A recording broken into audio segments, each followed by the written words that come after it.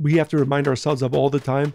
I have tremendous power. I have a tremendous soul, a tremendous light. And my life's journey, whether I'm 15 or 55 or 105, is how do I find the best ways to reveal my true essence that is already there. I do want to say is that we need to start from a place of knowing that wherever we find ourselves, you have to love yourself completely. It doesn't mean there's not things that you want to change about yourself. Doesn't mean that, but I think that to do that in a healthy and strong, lasting, powerful way, you actually need to say, okay, I am enough today. I am deserving of good things. And there's these other parts of myself that I think could change, or I could just drop altogether that don't serve me. The more energy, thought, worry that we invest in what others are thinking of, the more obscure our soul, our essence, our power becomes.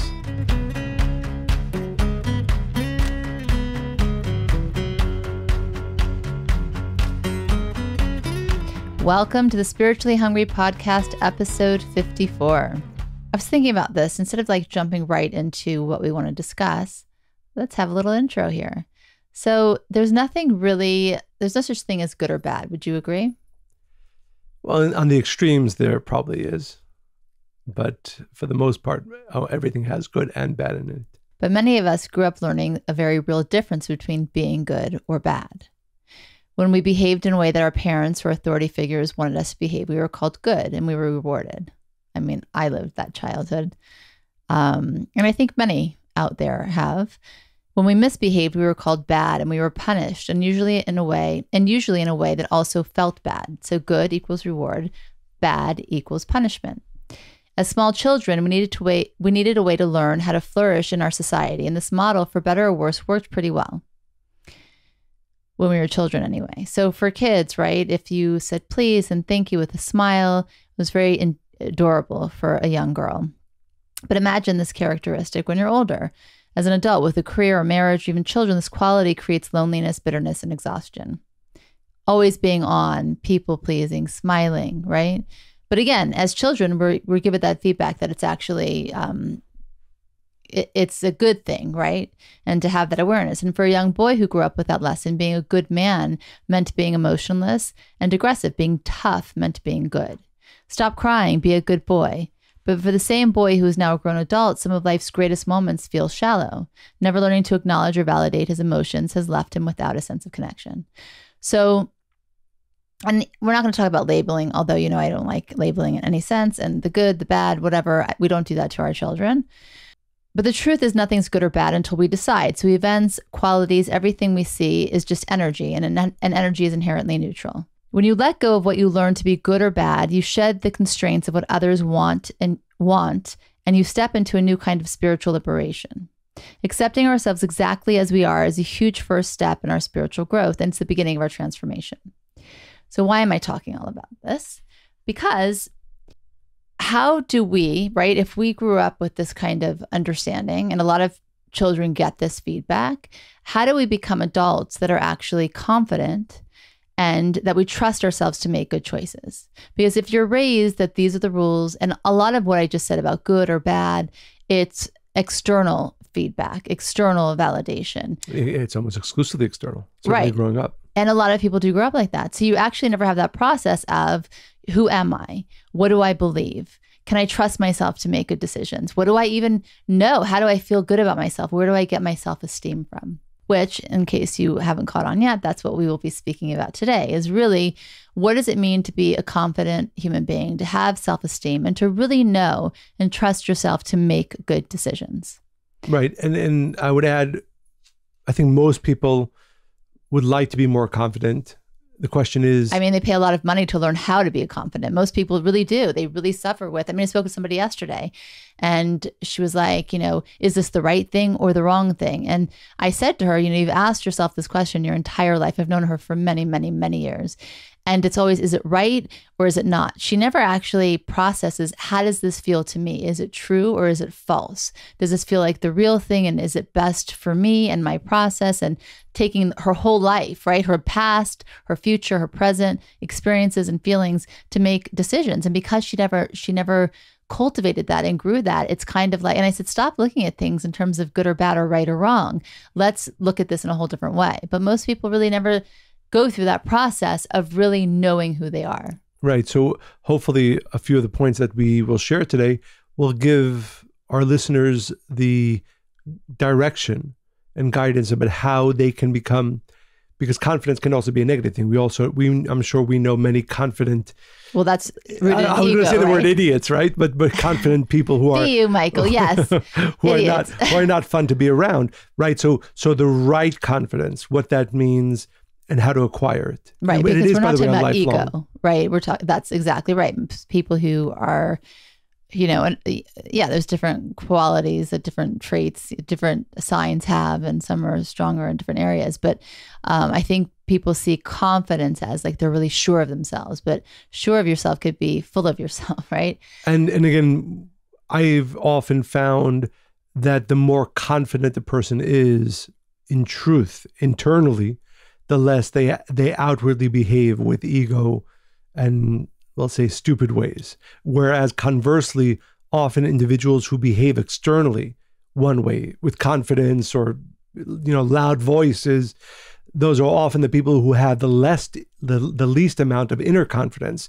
And therefore they use these external devices to try to prove to the world, maybe even to themselves, that they are confident. Exactly.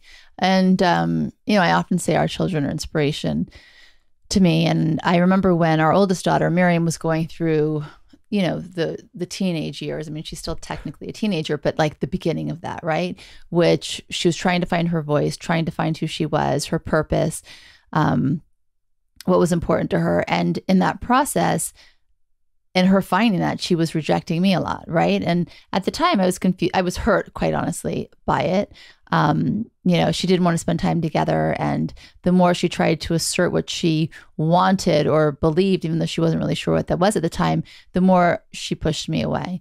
And what I realized, and listen, we were all there as a teenager. I remember the things that I did, even though nobody wants to really admit that stage of their life necessarily. But I did certain things like that too to my parents in trying to really discover who I was. And I think a lot of times, so in this process with Miriam, I really tried to be very patient, understand that it wasn't personal, even though it felt personal. Of course, I was being rejected, but it was this push-pull, like, I want you, I need you, I love you, get away from me, I don't talk to you, I want to decide for myself. And I allowed that process. Of course, I set boundaries of what I was okay with and what I wasn't, but I allowed her to explore, or at least question, what she desired and why. And this beautiful thing eventually happened where she started to step into who she wanted to be as a human being. Part of that was not caring what other girls her age thought or what they didn't think or what they thought about her. She was able to remove herself from that because she had the space really to explore in a very healthy way, right? I never reprimanded her or belittled her for rejecting me. Instead, I would ask questions, right? And I remember what happened was, this evolution of her wanting to spend time together again and really knowing who she was. And one morning I was working out really early because we were going on a trip. I got up at 5:30 and she set her alarm herself to come work out with me. And she didn't do it because I asked her to, or I told her it was the right thing to do or that she should do it. She did it because she decided that that was something that she wanted to do and it was a good choice for her, right? And we went, we worked out. And what I realized, she started to become a person who really knows who she is and what she believes. I think for many people, so we talked about what it's like as a child, right? You get this feedback, good, bad, right, wrong. And then in the teenage years, you're really supposed to get to this place where you're able to question everything around you. Really ask yourself, does this feel right to me or not? And I think, unfortunately, a lot of parents and people in those kinds of positions, to do as I say, I'm the adult or I am the parent. And what happens is then we lose that ability to give ourselves important feedback, right? And really cultivating that part of ourselves that will be able to make choices. Now, we're going to make mistakes. We're going to fail. And that's part of the process, right? But I think sometimes we get so dependent on that external feedback or relying on people that know better for us because we never really fully got the positive feedback that even though there's going to be a period. And I think it's really important to talk about when a child is 13, I'd say until about 21, where they really, I mean, I remember I was filled with angst. Like, who am I? And I'm getting a lot of different messages from many people that are worried about behavior. And it's not about behavior. We're going to have some bad behavior and trying to discover who we are. It's a process, right? So I think a lot of people actually numb that or dull that or avoid that because they're getting the feedback that this isn't right or you're being problematic at the time. Well, I would add that another element that I think also hinders that process, because as you said, it is true that as we grow, and truth is this goes even beyond the teenage years, this is for most of us continues to this day, we too often base even trying to understand what I want in life and whether I'm 15 or 35 or 55 on external ideas. What I don't think we often do, neither when we're teenagers nor as we continue growing in life, is really coming to understand what it is that I mean the best version of me, my soul, my true essence desires. Because even though it's so your easy, potential self, though.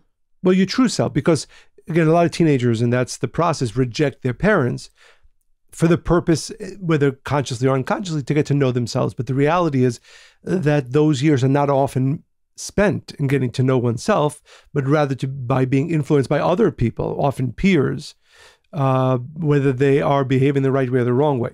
But my point is, if you raise a child to just listen to you as a parent because you said so, then they're going to look to their peers in those years even more so because they're used to following at that point. Yeah. I think that as we look to the question of how, and this I believe is a very important element of life, regardless of what stage of life a person is in. I don't think I've ever met, I would say it this way, I've met very few people, no matter how old, that do not desire to have greater confidence, at least in certain areas of their lives.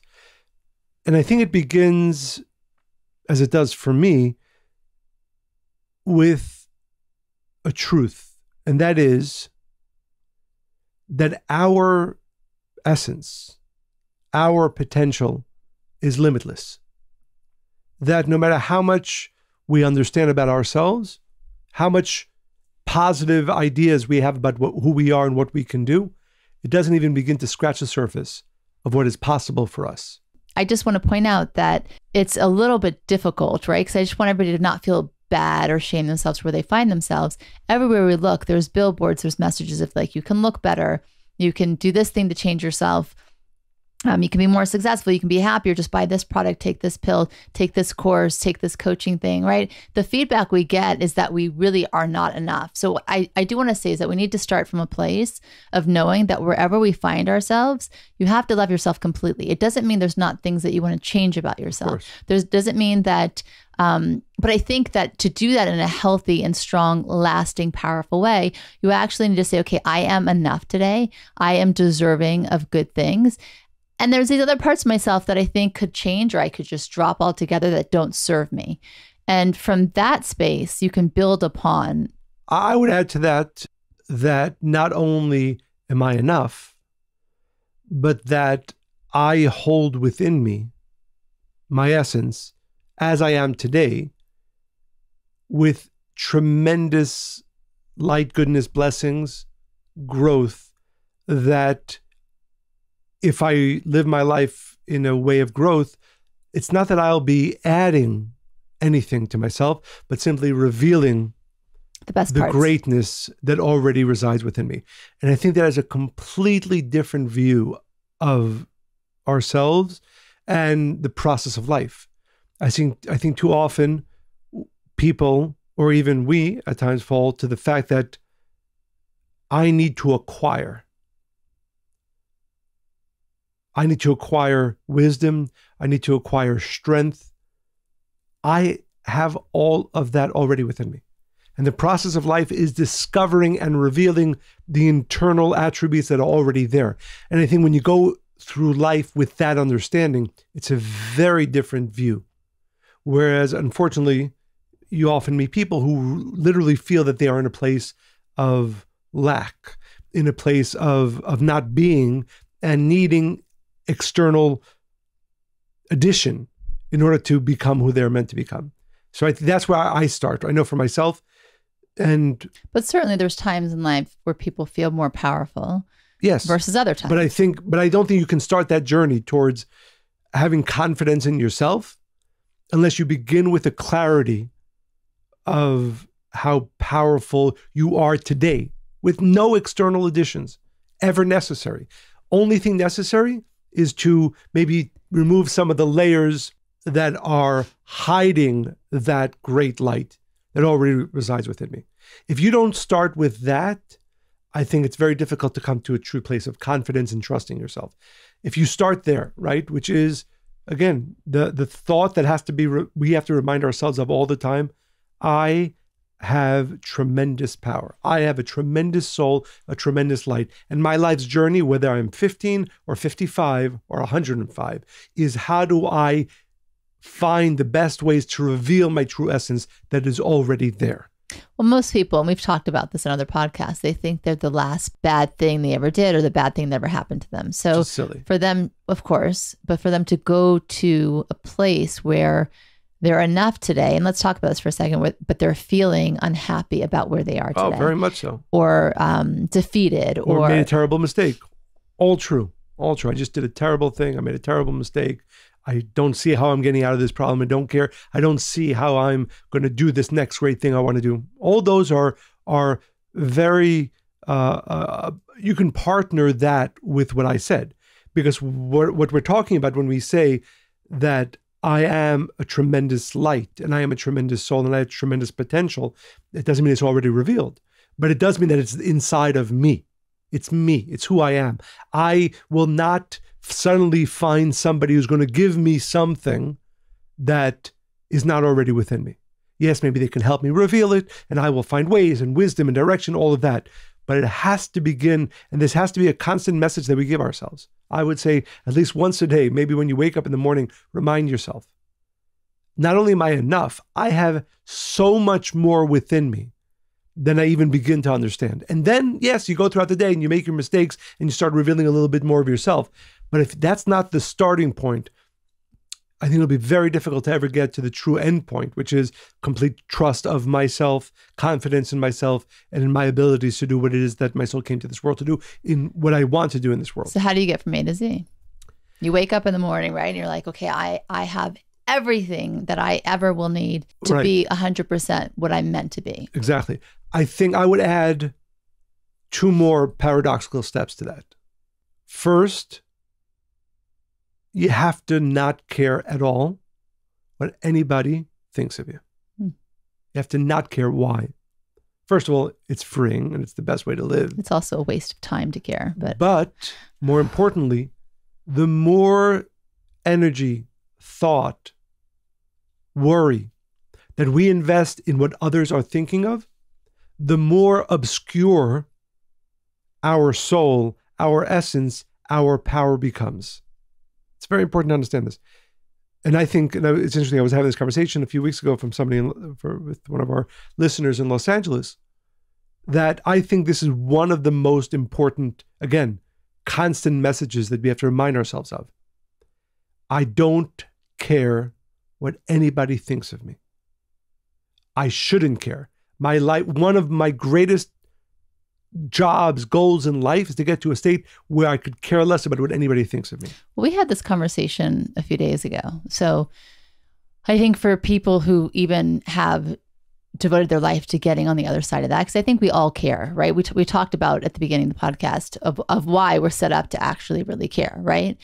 And even if you make a decision, as I have, right, my life really started to turn around and really started to work for me when I really couldn't care less, like done with that chapter 1,000 times.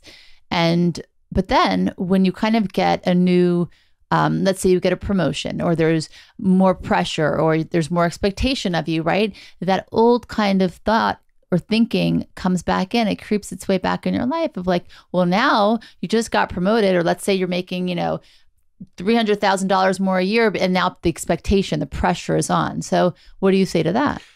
And that's a real truth. That's a real reality for many people. And it will come Because the idea is this, even if you get to the place where you don't feel like you need to prove yourself, right? You are enough. And it's that knowing and believing that. And from that space, of course, you can create magic and you will reveal things that you never thought you could or never intended to even. It becomes this beautiful thing. Your life becomes absolutely this synchronistic thing that goes around all the time. But then right when you feel like you're in that space, okay, well, now you get a new thing and then the pressure's on because it's all new again. So with that newness, how do you maintain that space? I would say it's new and you start feeling, okay, I don't really care what they think, but I am responsible. Now I have more responsibilities. So does it not matter at all, right? I think the negative, I will call it, thought of what people are thinking of me can clothe itself in righteous clothing, right? No, you need to care because now you have more responsibilities, so it'll try to find its way in, but it does none of the tricks that our ego will play with us changes the foundational truth.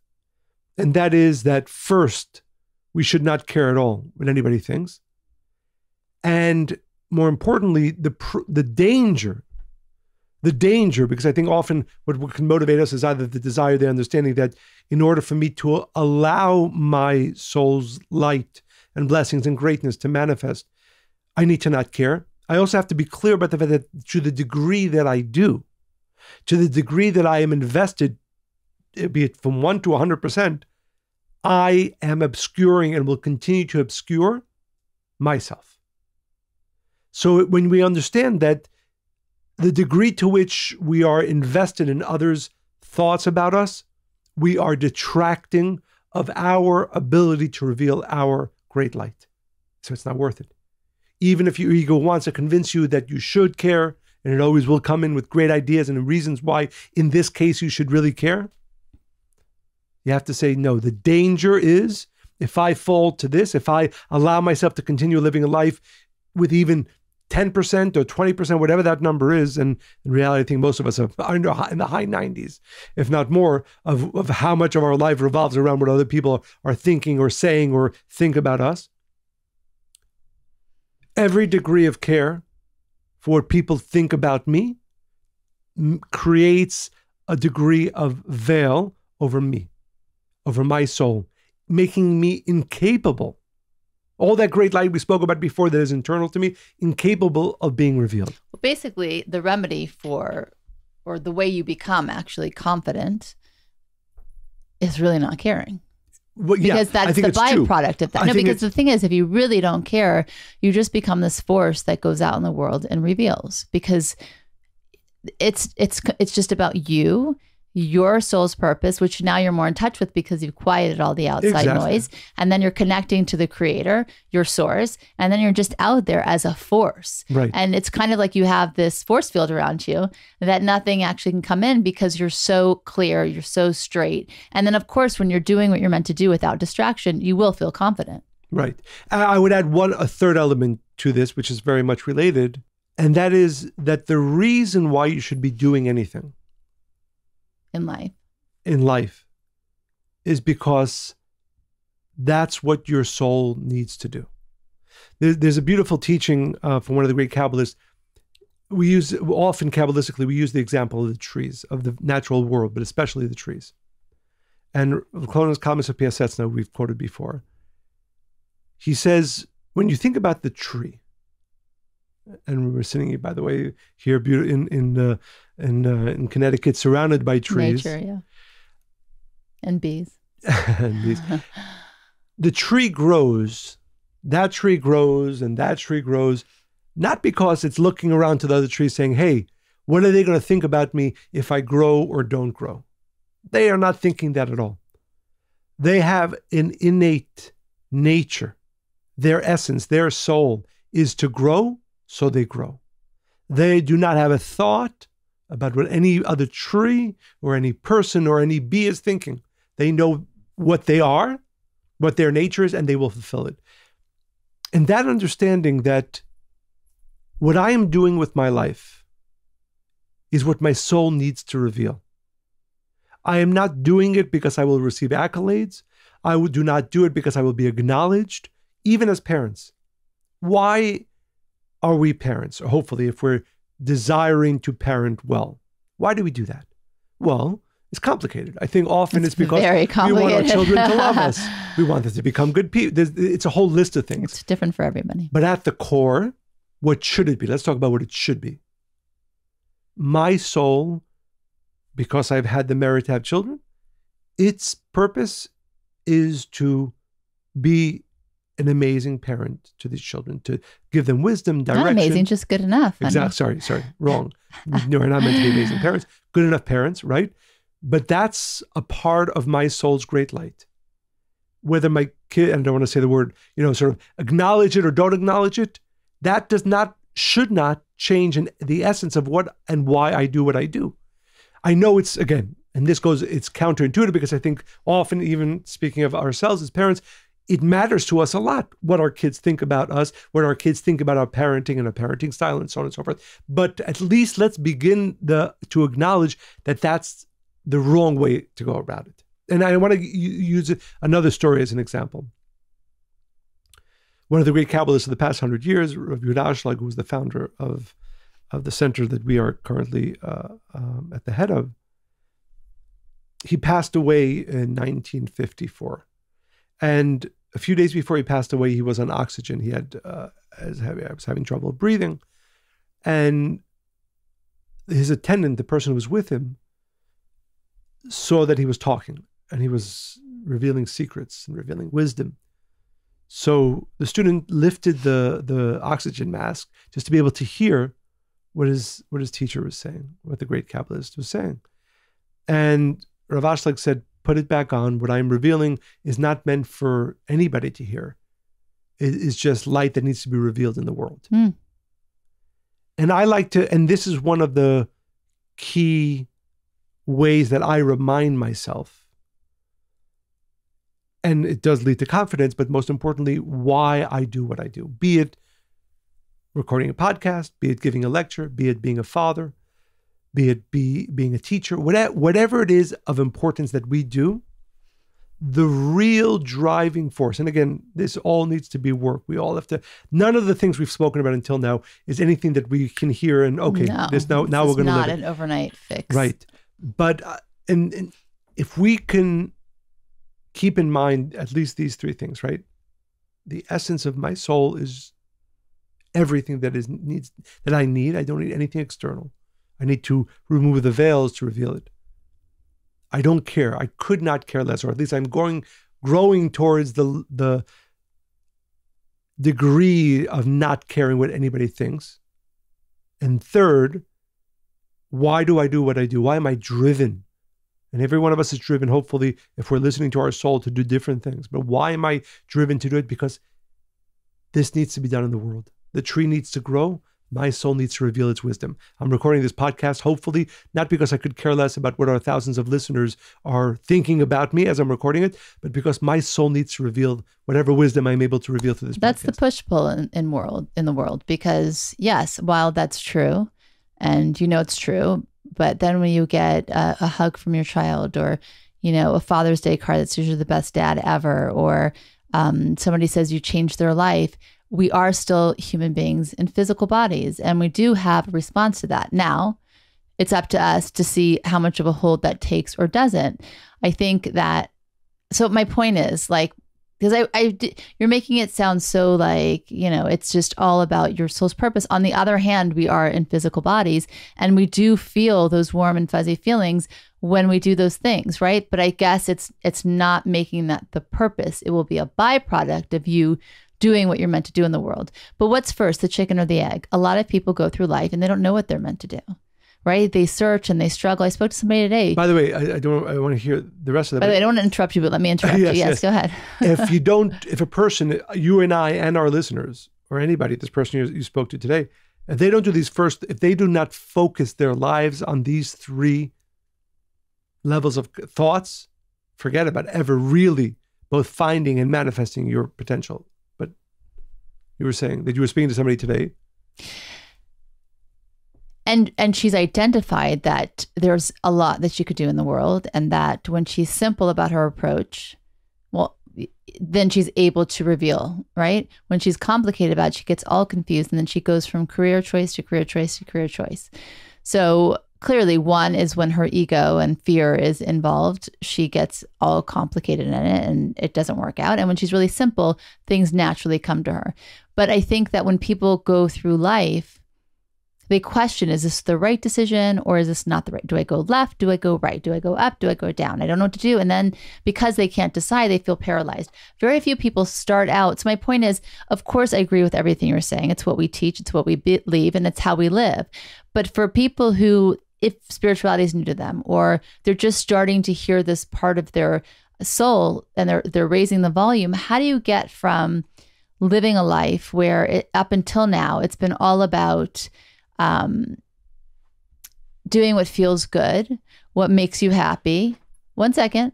It could even be rooted in things that are positive, right? But you're still caring what people are thinking to the point. Right. And I think it's a hard leap to make when you really don't know what your soul's purpose is. And of course, you don't know your purpose because you haven't lived your life like that until this point. So what did those people do, right? We started very young. You started when you were a very small child. Young.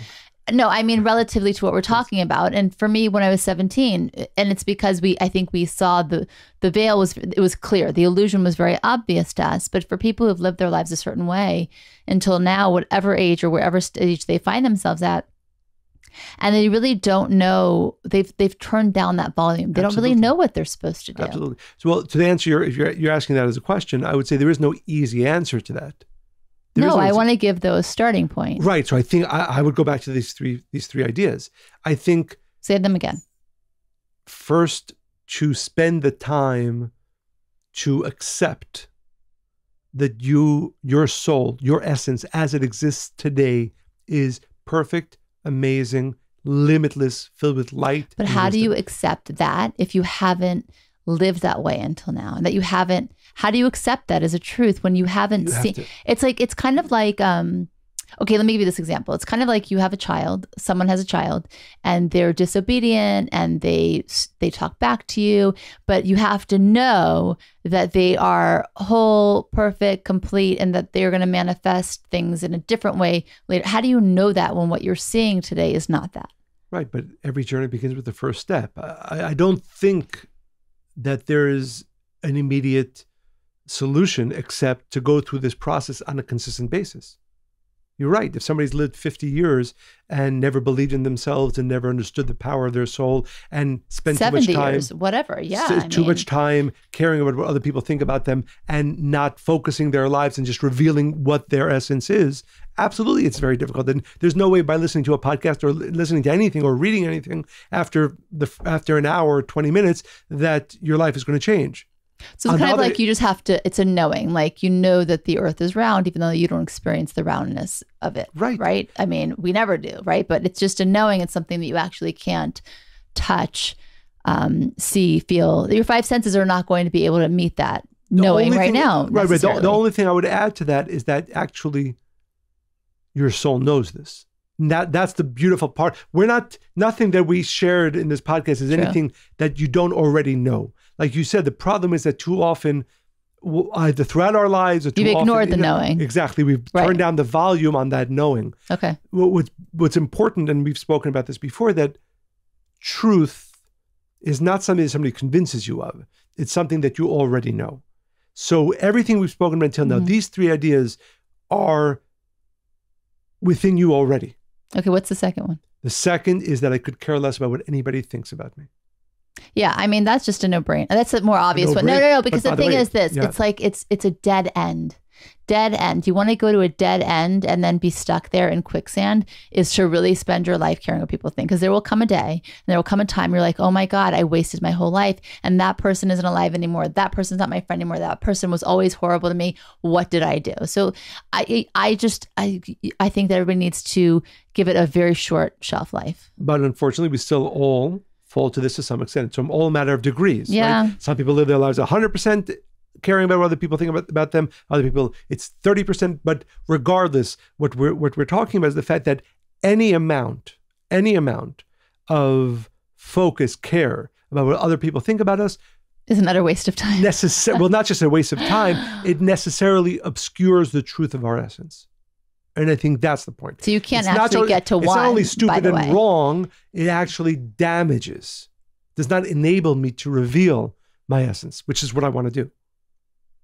And by the way, if you're living in the two, right, of caring what people think, you can actually never see one. Exactly. Okay, Exactly. and then 3. And the third is getting to the point, or working on getting on the idea that what I am doing that is important, I am doing because my soul needs to reveal that in the world. And I wonder, thinking about even artists, right, like Michelangelo or Da Vinci, when they were creating and again, reading a little bit of their knowing a little bit about the biography, they were just do creating it because they wanted people to clap for them or to write books about them 500 years later or 1,000 years later. By the way, how many people they never made it while they were alive? It was after their death that suddenly, like, wow, let's applaud this great artist. Exactly. Or author or whatever. But their soul needed to reveal that beauty. Mm-hmm. And their soul knew truth on some level. So that if we go through next time, you are speaking to somebody, you're trying to do something important, whether you're writing a book or whether, whatever it is in life that you're doing, it doesn't have to be something grand. It could be in your backyard planting a garden, right? But if it's coming from your essence, have that conscience. Why am I doing it? I'm not doing this because I care about what other people are going to say about this. I'm doing it because as the tree grows, my soul needs to reveal itself. So interesting. As you were speaking, I was thinking about children again, right? I dropped Abigail off at camp today, and the things that they create in the day, they're making all kinds of things. I mean, things she'll probably never use again, but like a weird bubble maker and like Yes. an arrow thing. I mean, just, I don't even, like, weird things, right? But she's so proud of it, right? She put in all of her essence and all of her her personality is in each of these obscure items that have come into my home that I'm probably going to throw out in a year from now because I won't do it this summer. And then when she came home, she's like, do we have any boxes? And she took this box and she's like, and this is Cinderella's garden and this is where the mice are and the pigs. What do they need? Oh, they need mud. And she's creating this whole thing. And like, for her, it's enough, right? If you go through life with that, right? It doesn't matter about this one thing she's doing today or tomorrow, but if you go through life with that energy, with that knowing, and really putting all of yourself into revealing you, right? Your essence, your joy. That's what she's doing with this box from Amazon, right? And somebody was at her house, was like, no, it's dirty. There's spiders. I'm like, it's a box and she's a child, and let her create, right? But if we go through life with a box and our soul and whatever, I think that that's the point, and anybody can start there. Right. And really to keep reminding ourselves. And I do this all the time. Before I give a lecture, before I record a podcast, before I write something. I love when you tell us about your process. Yes, what did you do? No, I am doing this to reveal my light in the world. I try to be as much as I can divorced from how it is received, because again, hopefully, I could care less about what people think about me or what I am doing, as long as I am trying to listen to my soul and reveal that in the world. Also, that's when I feel that we're able to really channel things that our soul knows, right? And we really are a vessel for that information, whether it exists within us or it's something that we get that we haven't had access to yet. It's this newness and this continuity that occurs. And you just have to start. Yeah. And again, I would really underline this point. This has to be a constant conversation. There's no days off. No days off from this. But the other side of this is that I don't want to say I promise or I guarantee, but I would, that if you are focusing every day on these 3 ideas, you will definitely grow in confidence. You will definitely grow in trusting yourself, because you will see the benefits of it consistently. Well, it's basically deep knowledge of yourself. Right. But the truest aspects of yourself. Well, deep is that, right? And when you tap into that, then you can put yourself in any situation or even anticipate how you're going to feel about something in a year from now based on the decision you're making today, because you're constantly growing, evolving, connecting to that aspect of you. Yeah. I would say that one of my favorite, there's one of my father's teachers, his name was Rav Yehuda Brandwein. And one of my favorite, I always like, looking back in newspaper articles, things like that. So I believe it was in 1968, he was interviewed. And the interview was interesting, and he shared a lot of wisdom. My favorite part of the interview was right in the beginning.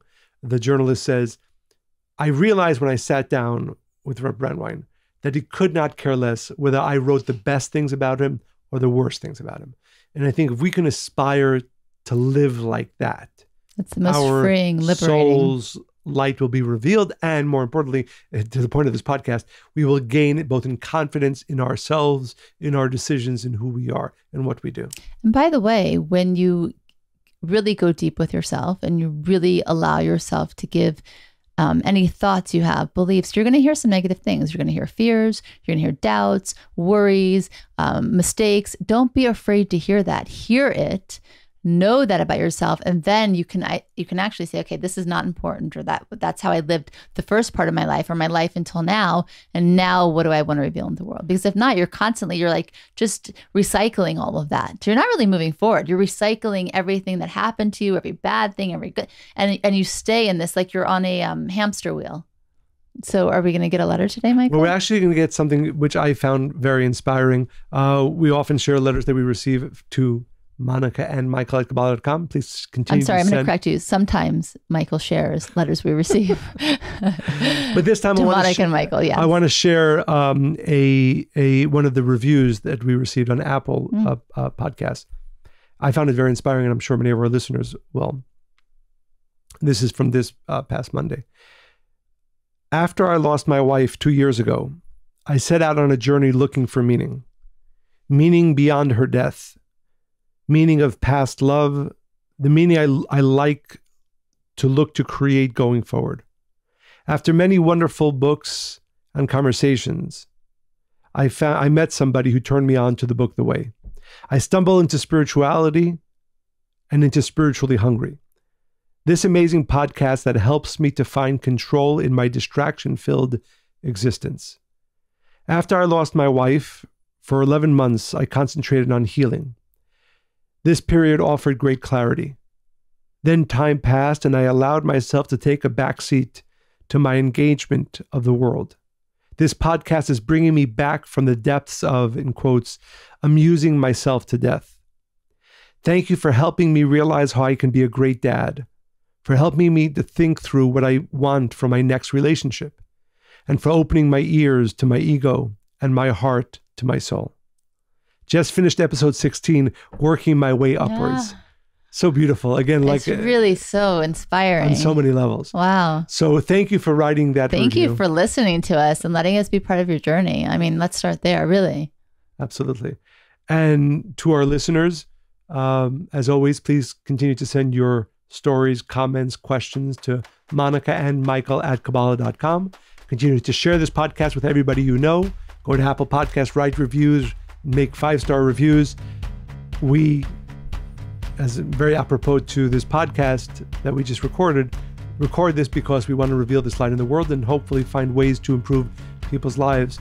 And one way that you can help us is by sharing this podcast further with more and more people. And it's not a coincidence that on this podcast we talk about revealing our light. This for us is one of the ways that we kind of stumbled on as well. During COVID, the beginning of COVID. I pushed you a little bit. And it's, for me, it's very inspiring to keep on getting, both in conversations with people we meet and in the reviews and in the letters that we receive. So it keeps us going. So please continue sending them to Monica and Michael at Kabbalah.com. And we hope that you received some inspiration from what we recorded today, what we shared today. We hope you enjoyed listening to this podcast as much as we enjoyed recording it. Amen, hi, Michael. We hope you received a lot of inspiration from this podcast today. Thanks for joining us. Bye.